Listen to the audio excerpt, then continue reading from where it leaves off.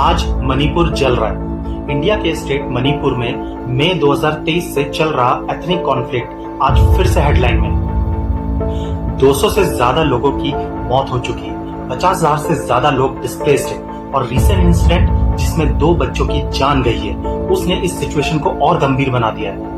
पर समझना बहुत जरूरी है कि आखिर ये कॉन्फ्लिक्ट शुरू कैसे हुआ और आज ग्राउंड पर क्या हो रहा है। पूरी वीडियो को एंड तक देखिए, तब आपको समझ में आएगा कि आखिर मणिपुर में आज जो मणिपुर जल रहा है क्यों जल रहा है। मणिपुर में 2 कम्युनिटी है, एक है मैती कम्युनिटी और एक है कुकी नागा कम्युनिटी। ये कॉन्फ्लिक्ट सिर्फ एक रीजन की वजह से नहीं है, इसमें जमीन, रिजर्वेशन, सिक्योरिटी और पुराने टेंशन मिलकर इस कॉन्फ्लिक्ट को बड़ा बना देते हैं।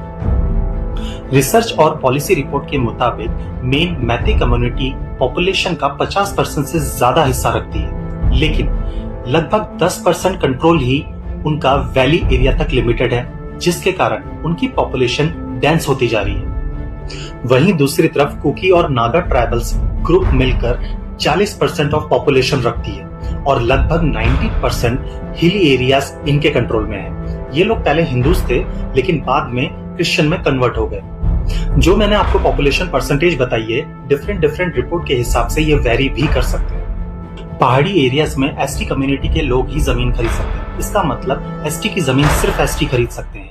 तब मैती कम्युनिटी के लोगों ने कहा कि उनको भी एसटी का दर्जा दिया जाए ताकि वो मणिपुर में इजीली कहीं पर भी जमीन खरीद सकते हैं, क्योंकि उनके अकॉर्डिंग वही मणिपुर के असली आदिवासी लोग हैं। इस बात पर हाई कोर्ट ने मई 2023 में ये बात रखी कि वो मैती कम्युनिटी को एसटी का दर्जा देने के बारे में विचार कर सकते हैं।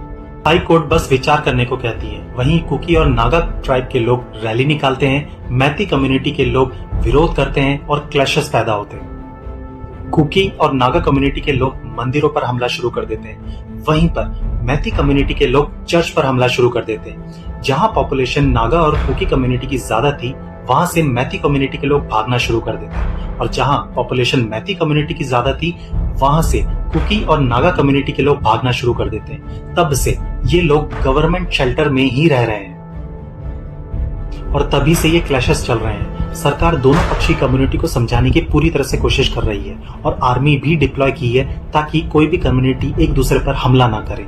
मैती कम्युनिटी को चाहिए जमीन, उनका कहना है कि वो लोग रहेंगे कहाँ, और वहीं दूसरी तरफ कुकी और नागा कम्युनिटी के लोग मैती कम्युनिटी को एसटी स्टेटस देने को रेडी नहीं है। अब बात करते हैं करंट सिचुएशन की, जो सबसे ज्यादा कंसर्निंग है। 2 दिन पहले एक घर में रॉकेट गिरता है। उस घर में एक माँ और उनके 2 बच्चे होते हैं। दोनों बच्चों की ऑन द स्पॉट मौत हो जाती है और माँ बुरी तरह से घायल हो जाती है। एज पर रिपोर्ट, ये हमला कुकी कम्युनिटी के लोगों की तरफ से हुआ है। सड़क पर प्रदर्शन शुरू हो जाता है और प्रदर्शन इतना बड़ा हो जाता है कि सीआरपीएफ के कैंप में भी हमला हो जाता है और गोलीबारी में 3 लोगों की और मौत हो जाती है।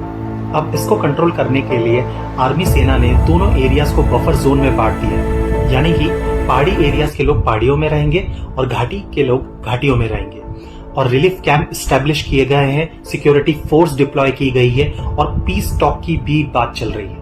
मेरे हिसाब से भारत में नागरिक को कहीं भी जमीन खरीदने का हक होना चाहिए। जब तक ट्रस्ट रीबिल्ड नहीं होता है, पॉलिटिकल सॉल्यूशन नहीं होता है, तब तक पीस सस्टेनेबल नहीं होगा। तो ये थी मणिपुर की सच्चाई। अब आप लोग इस पे क्या सोचते हैं, प्लीज कमेंट सेक्शन में जरूर बताएं। Thank you.